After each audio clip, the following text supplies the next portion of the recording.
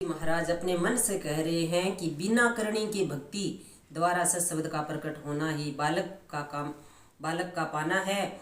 उसके साथ से करनी कर्मों से अलग होना, संग कर्म मिटाना है। सत्शब्द के माता पिता बहन भाई व जाति पाति नहीं है, न तो वो जन्मता है न मरता है, शून्य शिखर यानी ब्रह्मांड से ऊपर है।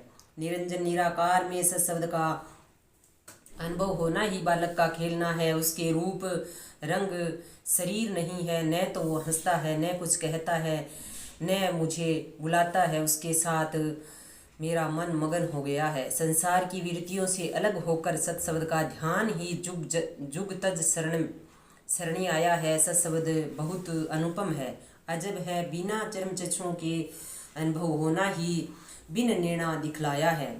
शेषनाग जी महादेव जी भी उसका भजन करते हैं। सो गुरु महाराज ने उसकी प्राप्ति करा दी। सत्शब्द का प्रकट होना, बालक का मिलना व मेहर सिर करना है, अखंड अनुभव होना ही कंठ लगाना है। महाराज फरमाते हैं कि जन्म मरण रहित होकर परमपिता परमात्मा की प्राप्ति ही जहाँ का तहाँ चल आया है।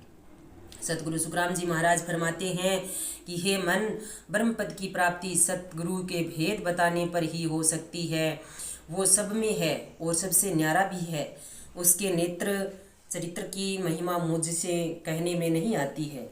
उसके कुल नहीं है, फिर भी चार खान व बाण सबकी उत्पत्ति वहाँ से ही हो रही है। ब्रह्मा विष्णु महेश की उत्पत्ति वहाँ से है।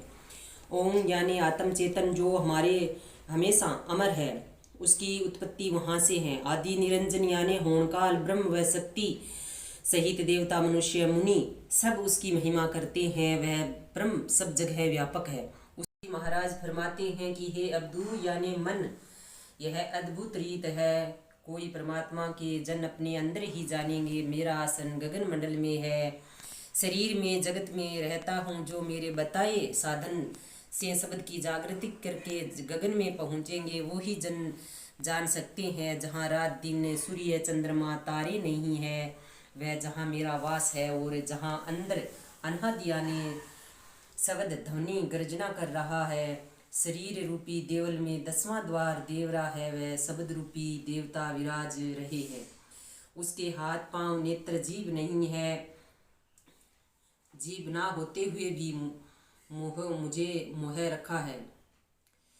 8 पहर 32 घड़ियाँ सत्शब्द का अखंड ध्यान होना ही हिलमिल रहना है। और एक क्षण भी ध्यान से अलग नहीं होना ही हिलमिल बिछड़त नहीं है। एक क्षण भी ध्यान न कोई रूप है न वर्णन है। 3 लोक 14 भवन की उत्पत्ति ब्रह्म से हुई है। यही बालक का खेल पसारा है।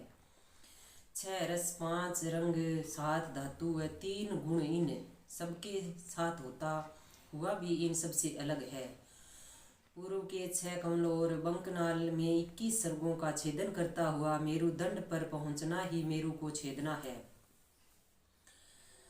त्रिवेणी में इला पिंगला सुषमना में ध्यान होने से ही जन्म मरण से रहित होता है। यही काल को घेर कर मारना है। चरम चक्षुओं से न दिख कर दिव्य चक्षुओं से देखने में आता है। यही निर्णय बिना घेर का शरीर में साथ रहती है तब तक जीव कहलाती है। जब साधना करके शरीर से अलग हो जाती है तब वह शिव यानी ब्रह्म हो जाती है। लेकिन असत्य माया के साथ होने से इसका आना जाना मिट नहीं सकता। सत्य माया जिसे सत्शब्द भी कहते हैं, उसको प्राप्त करना ही शिव शक्ति का मिलना है। और भंवर गुफा में अखंड ध्यान होना ही हिलमिल खेलना है। उसके आगे अगम घर केवल पद का अनुभव कर आनंद पद में लय होना ही जन्म मिल्या माही है। सतगुरु सुखराम जी महाराज फरमाते हैं इस साधना से जन्म मरण से रहित होना ही अद्भुत रीति है।